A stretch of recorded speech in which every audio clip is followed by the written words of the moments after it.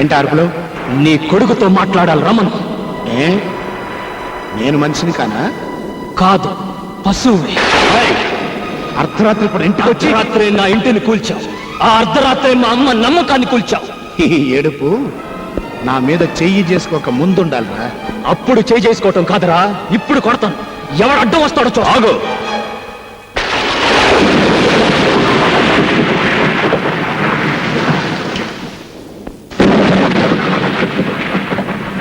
సబాష్! చేత్తో ఏరి పారేలేని స్నేహాన్ని, కత్తితో నరికి పారేలేని స్నేహాన్ని తుపాకీతో కాల్చి పారేద్దామని వచ్చావా? ఏ క్షణమైతే నా కన్న తండ్రి మీద చేయి చేసుకున్నావో ఆ క్షణమే మన స్నేహం కాలి బూడిదైపోయింది. నాతో స్నేహం చేయమని నిన్ను ప్రాధేయపడలేదురా. నా ఇంటికి రమ్మని నిన్ను బతుమనలేదురా. ఈ ఇంట్లో దొరకని ప్రేమని వాత్సల్యాన్ని ఆ ఇంట్లో పొందుతానొచ్చి ఆ ఇంటినే కూల్పించేశావు కదరా. నోటుకొచ్చినట్టు పిచ్చి పిచ్చిగా వాక్కు. అసలు నీ కొంప కొల్తాల్సిన అవసరం వాడికేంటి? నాన్న, వాడితో వాదన అనవసరం. అవును, నేనే కూల్పించాను. నష్టపరిహారం ఎంత కావాలో అడుగు, కడతాను. ఏంటి? నష్టపరిహారం కడతావా? కట్టరా. స్నేహానికి బదులుగా ప్రాణం ఇవ్వాలని నమ్మిన ఈ కొండపల్లి రాజాకి మనశ్శాంతిని నష్టపరిహారంగా కట్టివరా? రోజు భర్త పటాన్ని పెట్టుకుని పూజ చేసే మా అమ్మ దేవాలయాన్ని శిథిలాలయం చేశావే, మళ్ళీ ఆ గుడి తెచ్చివరా? ఇన్నాళ్ళు నా తల్లి చెల్లి నీకు పంచిచ్చిన అభిమానానికి వెలకట్టివరా? వెలకట్టివు.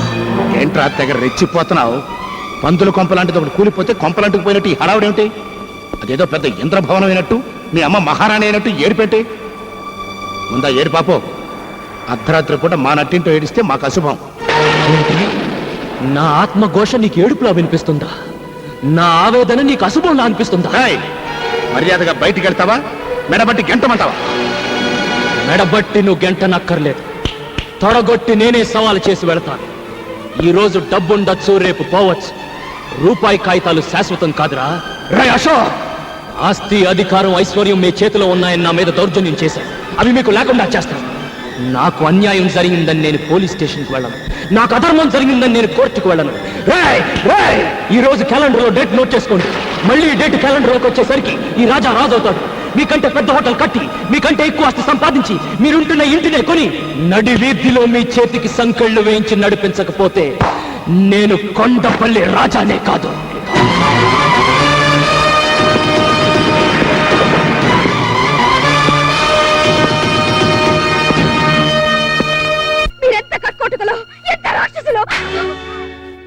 నీకు తెలుసుగా నిజం, ఎందుకు చెప్పకూడదు? చెప్పు. ఏం చెయ్యాను? ఈ దారుణాన్ని ఎలా చెప్పానో తోచక నేనెంత నలిగిపోతున్నానో నీకేం తెలుసు?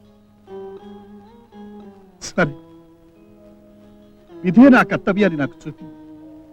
నా రుణం ఎలా తీర్చుకోవాలో చెప్పింది.